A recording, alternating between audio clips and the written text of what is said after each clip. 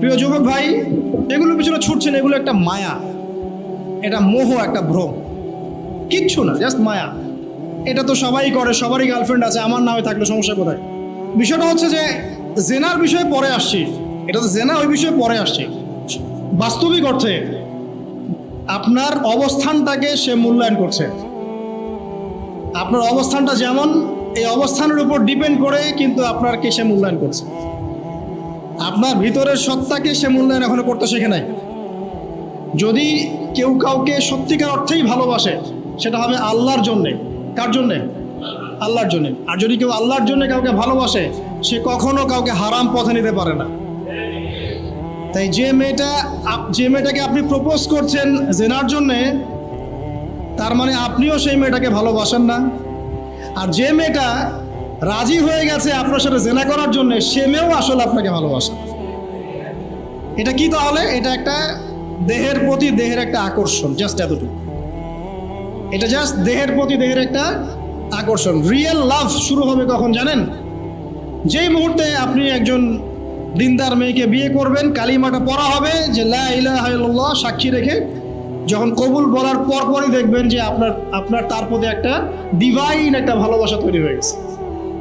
এটা আল্লাহর পক্ষ থেকে আসবে। সূরা রুম পড়ে দেখেন, আল্লাহ পাক এখানে বলেছেন ওয়াজআলা বাইনাহুম মাওয়াদ্দাতা ওয়া রাহমা। যখন বিয়ে হয়, স্বামী স্ত্রীর মাঝখানে আমি ভ্রাতৃত্ব, মানে হৃদ্যতা এবং ভালোবাসা, ভ্রাতৃত্ব না, হৃদ্যতা আর ভালোবাসা স্থাপন করি। এটা আল্লাহ পাক করেন।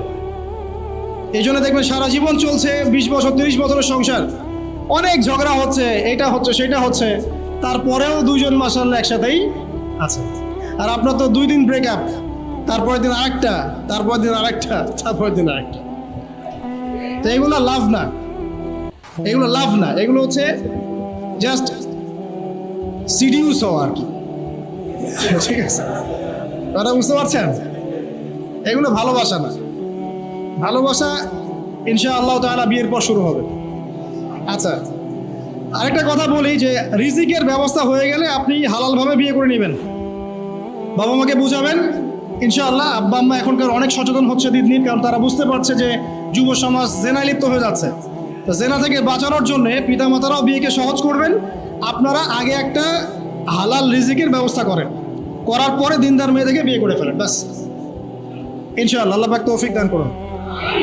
চরিত্র হেফাজত করা খুব ইম্পর্টেন্ট, কিন্তু চরিত্রটা পবিত্র, দেখবেন কিয়ামতের মাঠে মিজানের পাল্লা এটা ভারী হয়ে গেছে।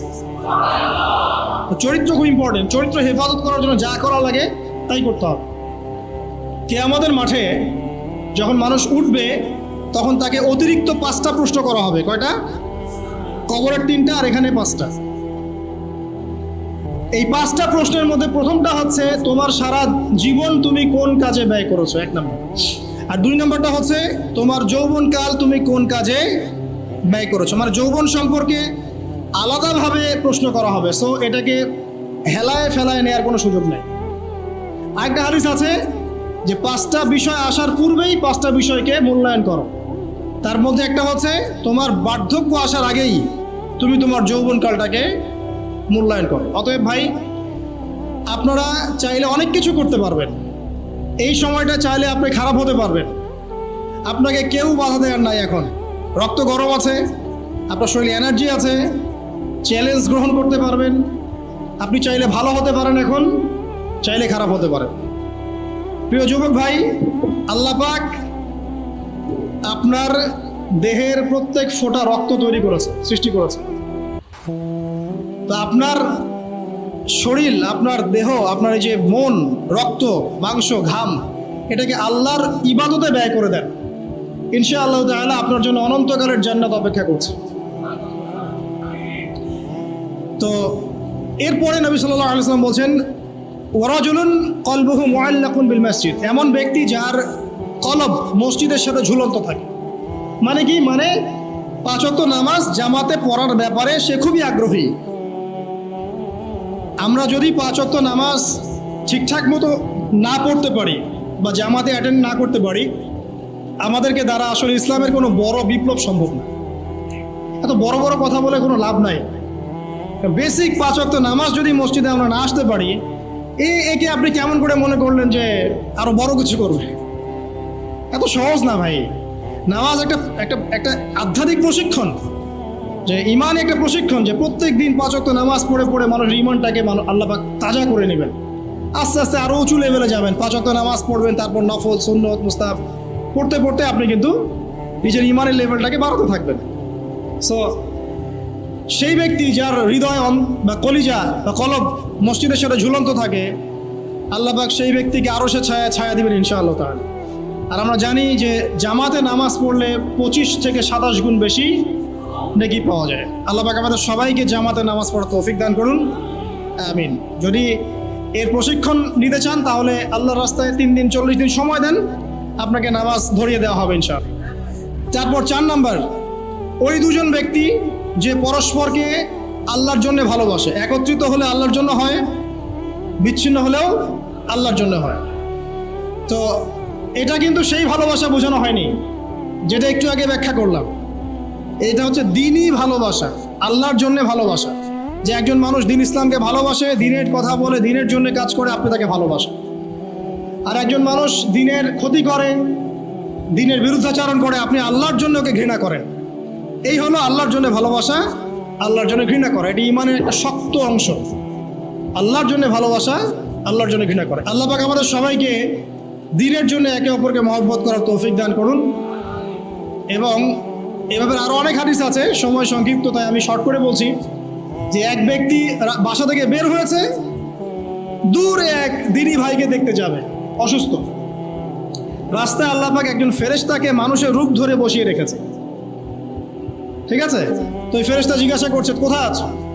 তো তিনি বলছেন যে আমি অমুক দূরে আমার দ্বীনি ভাই অসুস্থ, তাকে দেখতে যাচ্ছি। এটা আল্লাহ পাক মানে ইনভেস্টিগেট করছেন, তোমার কি আর কোনো উদ্দেশ্য আছে? সে বলছে না, আমার আর কোনো উদ্দেশ্য নাই, আমি এই উদ্দেশ্যে যাচ্ছি। তখন আল্লাহ রাব্বুল আলামিন বলছেন যে যে ব্যক্তি আমাকে ভালোবাসে, আমার ভালোবাসাকে প্রাধান্য দিয়ে কারোর সাথে সম্পর্ক করছে, খোঁজখবর নিচ্ছে, জানিয়ে দাও যে আমি আল্লাহ তাকে ভালোবাসি। আরেকটা হাদিসে আছে যে যে ব্যক্তি কোনো দ্বীনি ভাইকে আল্লাহর জন্য মহব্বত করে, দ্বীনি ভাই দ্বীনি বোনকে, মানে ভাই বোনকে না, বোন বোনকে, ভাই ভাইকেই মহব্বত করতে হবে, ভাই আবার বোনকে মহব্বত করা যাবে, তাহলে ওটা আবার সহি প্রেম হয়ে যেতে পারে, ওইদিকে যাওয়া যাবে না। দ্বীনি ভাই দ্বীনি ভাইকে মহব্বত করে আল্লাহর জন্যে, নবী সাল্লাল্লাহু আলাইহি ওয়াসাল্লাম বলছেন তার জন্য জান্নাত ওয়াজিব হয়ে যায়।